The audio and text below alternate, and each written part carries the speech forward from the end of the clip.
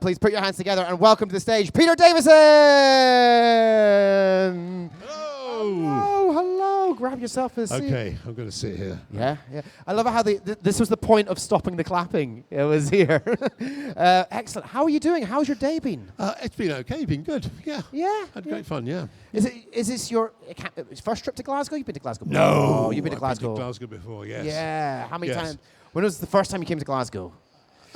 It would have been in 1972. Wow. No, 73, strictly 73, speaking. yeah. Because I was actually, my first job in a rep company, it was a Young Lyceum company in Edinburgh. Mm-hmm. But of course, at the time, they were great rivals with the Glasgow Sits Theatre Company.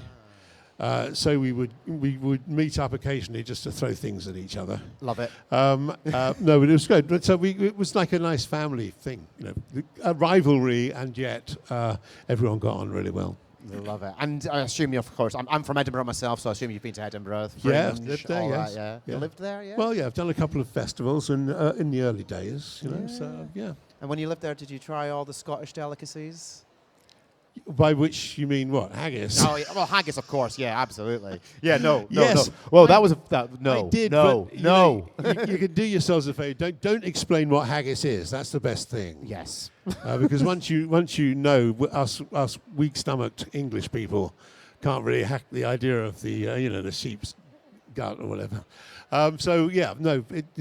I did eat. I lived in Edinburgh, so yeah. I guess I had. I'm going to ask, whereabouts in Edinburgh did you live? Do you remember? I lived up by the Kings, actually. I know your Toll Cross area. Yeah, I know where you are. Yeah. That's where I was living. By the King's Theatre, and it was great. Well, in those days, our Sundays were full of very drunk Scottish people because I think the pubs were only open for an hour. So everyone would go in there, drink as much as they possibly could, and then just be let out to wander around Edinburgh for the rest of the day in the state they were in. To be fair, not much has changed. You have longer to do it now. You can pace yourself better. Now, can't you? Okay, so I didn't realize you actually lived in Edinburgh. That's fantastic. So then you moved back down, and then so what year was that when you were living in Edinburgh? It was 73 and 74. 73, 74. Yep. Fantastic. And then a little bit time later, so you're working actor. At this point, and then a little bit of time later, you got cast in a little TV show. Yes. Who would have thought it, eh? That was going to be my first question. It's like, who would have thought all these years later? Well, I remember I was the first actor that grew up watching Doctor Who, really, and so it was even more extraordinary when I was offered the part. Yeah. Who was your doctor then when you were growing up? Well, William Hartnell initially, and then I think when Patrick Troughton took over, I thought he did such an amazing job because he had the hardest job of all. William Hartnell was the doctor. He'd been the doctor for 3 years, and then he became too ill to carry on. So the BBC had the option: you either cancel the series, or you cast another actor, and somebody came up with the great idea of having a regeneration cycle to the Doctor, and so they cast Patrick Troughton, who was nothing like William Hartnell. But I remember sitting down and watching the first episode of Patrick's, really just with the assumption that I would hate it, and by the end of the episode I just thought, wow, this is really great. He's just created an entirely different, just as compelling a character. So when you got the opportunity to for Doctor Who, as someone who'd watched it previously, what was going through your head? How did that make you feel? It's not to make it sound too much like The Godfather, in the end it's an offer you can't refuse. So you know that despite the fact, I was doing quite well. I'd come out of All Creatures Great and Small. I was doing a couple of comedy series. Things were being offered to me. So I didn't need Doctor Who, and in some ways I could see the danger of it because of Tom had done it for 7 years. But in the end, you can't let it go by. It may not be the best choice. And funnily enough, years later, I know that David Tennant went through exactly the same thing. He was doing fantastically well. He was Flavour of the Month, and then he was offered Doctor Who, and he just thought, I've got to do it. I can't not do it. So that's the way it is.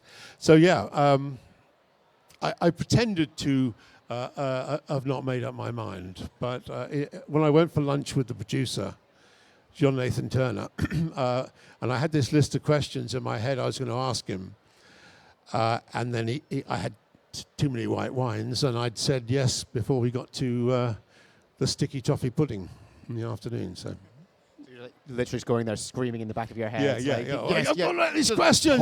All right, I'll do it. Play it cool. Like, oh, I love that. And then obviously, we talked about your regeneration cycles, sort of moved on to another doctor. I think one of the wonderful things now is just seeing previous doctors coming back. Did you think that was like going to be such a big thing, seeing? Oh, no. I just assumed, when I left, that I would be forgotten about inside a very short amount of time.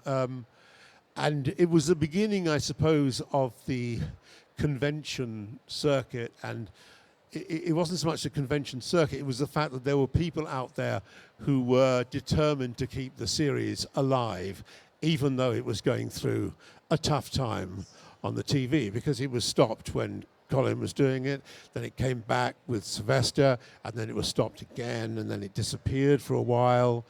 There was the brief interlude of the Paul McGann Doctor Who, and then it went off the air again.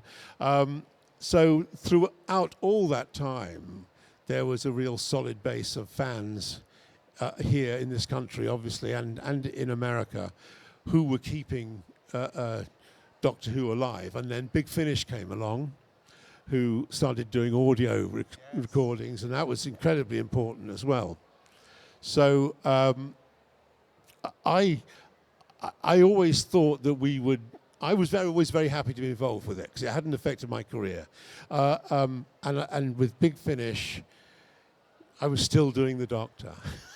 So I always thought, when I was asked, did I think it would ever come back, that I always thought it would. Yeah.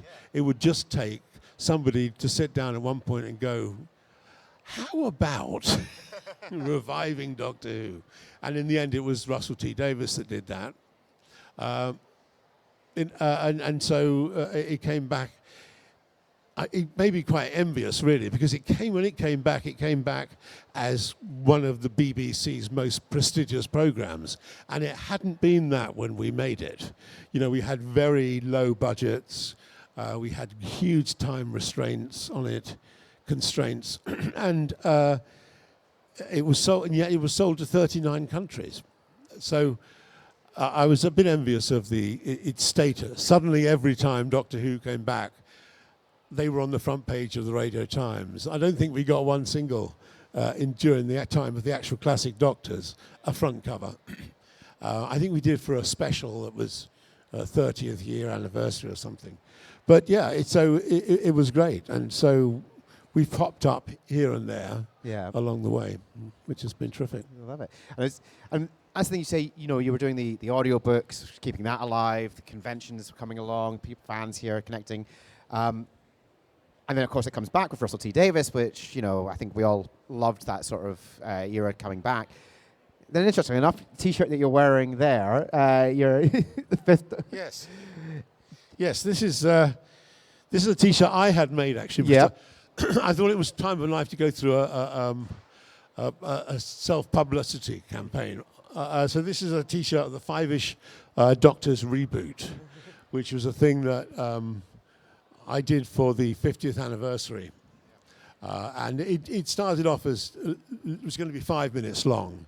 And then it grew because everyone I told about wanted to be in it. So in the end, it lasted about 35 minutes. And we got a fantastic cast. Some would say better than the actual 50th anniversary special. But because, we would write to Peter Jackson, because he was a big Doctor Who fan. And then I said, would you do a scene for this Five-ish Doctors reboot? And he said, yes. And I'll get Ian McKellen in it too. So he turned up. Anyway, it was just a fantastic thing to have succeeded in doing. I think that just shows you the love that Doctor Who has, especially in sort of like the TV and movie community that is held so dear. The question really is, will I get a sequel, a series? Oh, I mean, would we want to see that? Yeah. There were thoughts of it. Yeah, I think now we'd have to set it in a care home. The Time Lord's Care Home. Oh, fantastic! And so, when your time sort of at Doctor, you continued being involved with Doctor Who, but did Doctor Who open up other avenues for you? Was that sort of a thing that opened doors for you elsewhere? I don't think it did that. No, it's just very nice that now, all these years later, when there's a convention that's Who-based, that we see all these old friends, old companions, old doctors who come along. So now it's a real feeling of a community of all those people, both behind the camera and in front of the camera, who worked on Doctor Who. And we still stay in contact. I still stay in contact with Janet and Sarah and Mark and Matthew, and we see each other at various functions. So so as a selfish thing, that's just very nice to have. I love that. There was an ulterior motive for asking you about the Five-ish Doctors reboot, because I don't know if you've heard of this, but I've got a friend of a friend. Yeah. Who's got a whole Substack pitching a season of yourself, Colin Baker, Sylvester McCoy, doing Five-ish Doctors, but in a Curb Your Enthusiasm style sitcom. Improv. Yeah. That would work, would it not? It might work. It might work. Yeah. I don't know if Tom will be up for it. I'm not sure how often he leaves his front room. No, he's very devoted to, I think, staying in his home.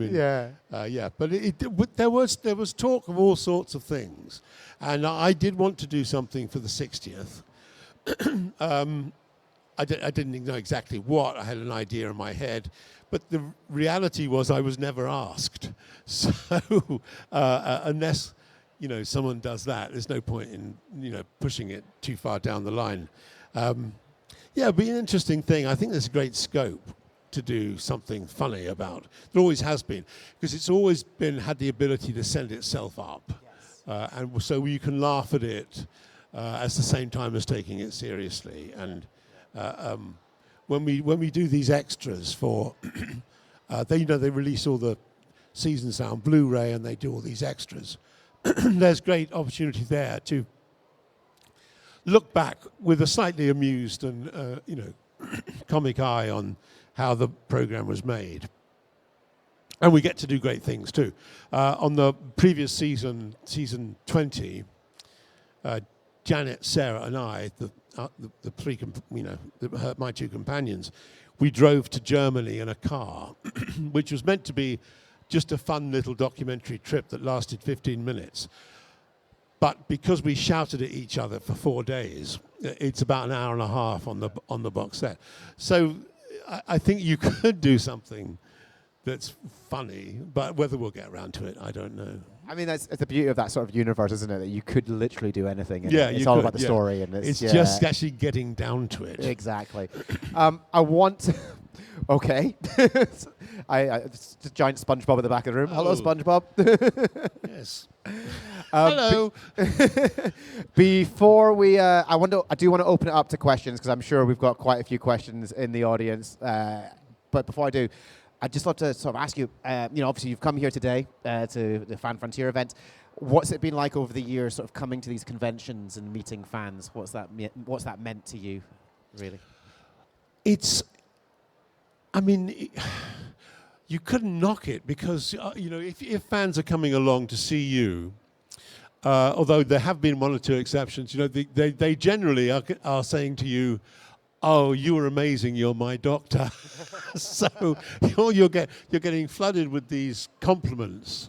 I'm sure there are people out there thinking exactly the opposite, but they don't tend to turn up at a convention that you're at. So it's all plus from my point of view, and hopefully it's people enjoy coming along. And I am very aware that while you are signing things for people, what's as important is the 2 or 3 minutes they spend chatting with you, and it's interesting to chat to them, because it covers a lot of kinds of people, Doctor Who fandom. You know, there's no one type of Doctor Who fan. It's if you want to use that old, maybe overused word of inclusiveness, then a Doctor Who fandom describes it absolutely. So it's very nice to come along and meet people who love what you did or are doing or have done recently. So it's a plus all round, really. So I'd love to open it up to any. I love how quick you were with that. What I'll do is we'll try and get around everybody as much as we can, but I will come out to you. Do not worry. You don't have to come to here. So I'm going to start at the back here. If you have got a question, please just raise your hand and just make sure I can see you where you're at so I can. Excellent. Cool. This actually comes from my boyfriend who lives in Wolverhampton because he can't make it today. He's wondering how it felt to be one of the original Doctors and how you feel about how the seasons have been lately. Oh, gosh, that's a highly contentious one, isn't it? So the first part of the question was about the... How does it feel to be one of the original Doctors? Oh, right. Well, as an original Doctor... I don't know, was I original Doctor? You know, if you're fifth, are you still an original Doctor? I don't know. Yeah, I mean, generally speaking... I don't watch it so much now. So the terrible confession is that I haven't even watched all of Peter Capaldi's Doctor Who's. And that's really not because I didn't like them. It was because I used to watch them with my two young sons. Originally, you know, I tried to brainwash my youngest son because Doctor Who wasn't on the air when he was about 4 or 5. So I thought I'd sit him down and watch and show him me as Doctor Who. And I was very successful for about a year. So I became Dr. Daddy. So when he said, what can I watch? He would say, I want to watch Dr. Daddy. Which Dr. Daddy story you want to watch? And it was always Dr. Daddy pushes the Dalek out of a window. So that was his favorite bit, right? And then Doctor Who came back, and suddenly I was out the door. And he never asked to see Dr. Daddy pushing the Dalek out the window again. It was all about, you know, Chris Eccleston, David Tennant, and Matt Smith. So, but I would sit and watch it with them from quite fairly young age, sort of 6, 7, and I would explain to them when something happened that they didn't understand what was going on in the story. And they slowly grew up, and we got to late Matt Smith, I guess. And then I realized that I would be watching it with them, and I would be saying, what's going on? And they would be explaining it to me. And I thought, maybe I'm not needed here anymore. I'm just making it more difficult. But then they grew out of it. They'd have school. They went off to university. So I haven't, without them to sit down and watch it with. It's a difficult thing. You know, I did not watch any of Colin Baker's stories. Colin didn't watch any of Sylvester's stories. David Tennant didn't watch any of Matt Smith's story. It's just a very weird thing. It's not that you don't like them. It's just something about someone has just taken over your job. Why would I want to spend 45 minutes sitting down and watching them? So I haven't really watched it. I don't know quite whether Disney was a good idea. I don't know exactly how all that worked out. I think it got a bit lost on. I think what happened was, I love Stephen Moffat's writing, and so I loved that stuff that he wrote for Matt, and then the odd episode I saw of Peter Capaldi's, and then I think there was a feeling that it had got so complex and so difficult to follow. We need to bring this down to a simple level, and I think that was an overreaction. I think it became too simple.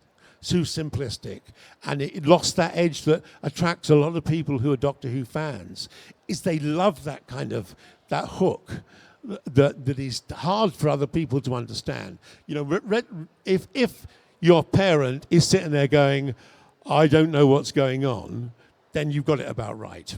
If your parent is sitting there going, "Oh yes, I understand this," then that's not good.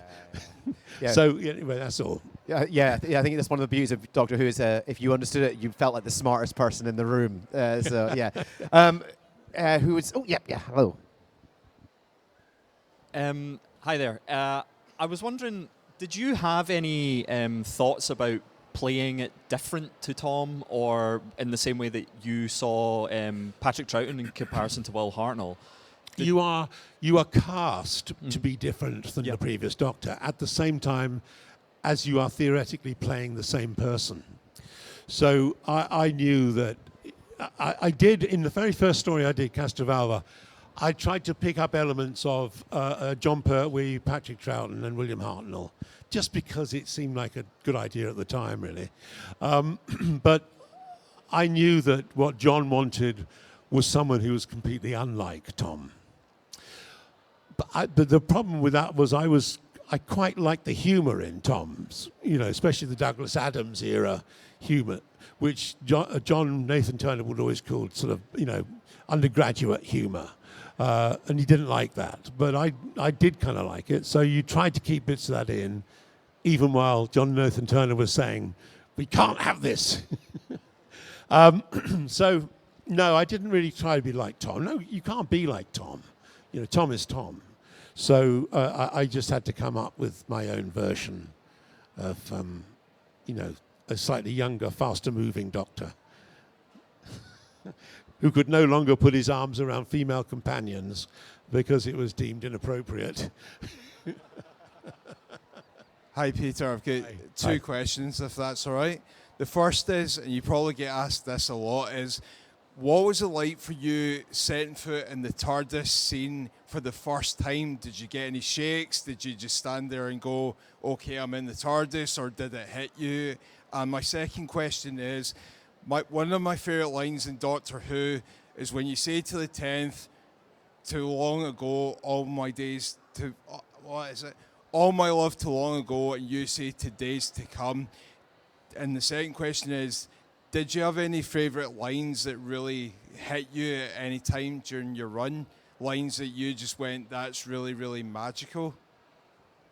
In my time as a Doctor, I mean, what you yearn for in when you're playing Doctor Who is something that resembles acting in the sense that you're kind of grown up when you go to drama school. So you're looking for a little kind of. I'm asking the second part of the question first, really, so that you can play off something, and that's quite rare in Doctor Who. And the only time that really came about was in Caves of Androzani, where I felt there was something that we were playing, partly because the character wasn't completely covered in rubber outfit. I mean, he was behind a mask, admittedly, Basharas Jek, but he wasn't, he was still recognized as a human form. So I liked all that. And I suppose any time you can grasp onto a bit of emotional truthfulness is good. So, yeah, but I don't have any lines, I don't think. But when I'm signing things for people, they quite often will say, Braveheart Tegan. Could you write Braveheart Tegan? I'm not even sure when I said that, to be honest with you. What was the first part of the question? The first part was about stepping onto the TARDIS for the first time. Oh, yeah. No, I didn't really. I probably should have been more nervous about it than I was, really. But I'd done quite a lot of preparation in terms of knowing the lines, and I felt quite confident about what I could do, whether or not the audience would like it or whether they would cope with me not being Tom Baker anymore. I didn't know, but you're always feeling your way a bit in any part, but I don't remember any kind of real nervousness about it. Okay. I just was enjoying it, to be honest with you. I was just enjoying it. It was like playing in the street when you're 5. You're saving the universe every week. I love that. I love that. I think we're going to have this one last question just over here. Okay. Hi. I was planning on sort of asking you, like, how How did it feel when you were like the first classic Doctor asked back for New Who for that wee special you done with David Tennant? It was great. Well, what happened was I got to know Stephen Moffat through the fact that we actually, my real name is Moffat, so there's a connection. And we had 2 sons each. One was called Josh and Louis, and mine were called Joel and Louis. So kind of weird similarity there. So he was just around for lunch one Sunday, and he said, how would you feel about coming back and doing a bit for Children in Need? So I said, yeah, I'd love to. And it grew from there, and then we filmed it. I was doing a show in London, but I got in a car after the show and went down to Cardiff to film it. And it was great to be in a set. There was a permanent set. Admittedly, it wasn't mine, but there were so many more buttons and things to press. It was fantastic. And I suppose it was an honor to be asked back. But I think both Stephen had written it for David, who kind of had watched me as the Doctor, so there was a nice roundness to it. Not to mention, I don't think he was at the time, but he was about to start going out with my daughter. So I think they'd worked together. I think they'd done the show. They'd filmed it, but actually he didn't ask her out then. He didn't ask her out till later. And I remember her ringing me up and saying, "Oh, this David Tennant bloke. He's asked me to go to a Shakespeare play. I really hate Shakespeare," which was problematic because David really loved Shakespeare. And so that was the stage it was at. So I like to say that I agreed to do Time Crash on the condition he married my daughter, but it's not quite true. Anyway, it was good. Ladies and gentlemen, can we have a big round of applause for Peter, please? All right. Okay. Thank you so much. Okay, thank you. For your time. Really appreciate it. Thank you. And ladies and gentlemen, thank you so much for joining us as well. If you've taken any pictures, feel free to share them on social media, #PowerCon and @FanFrontier. This is the end of the panels for today. I think the cosplay is next. But thank you very much, and take care. Enjoy the rest of your day. Bye.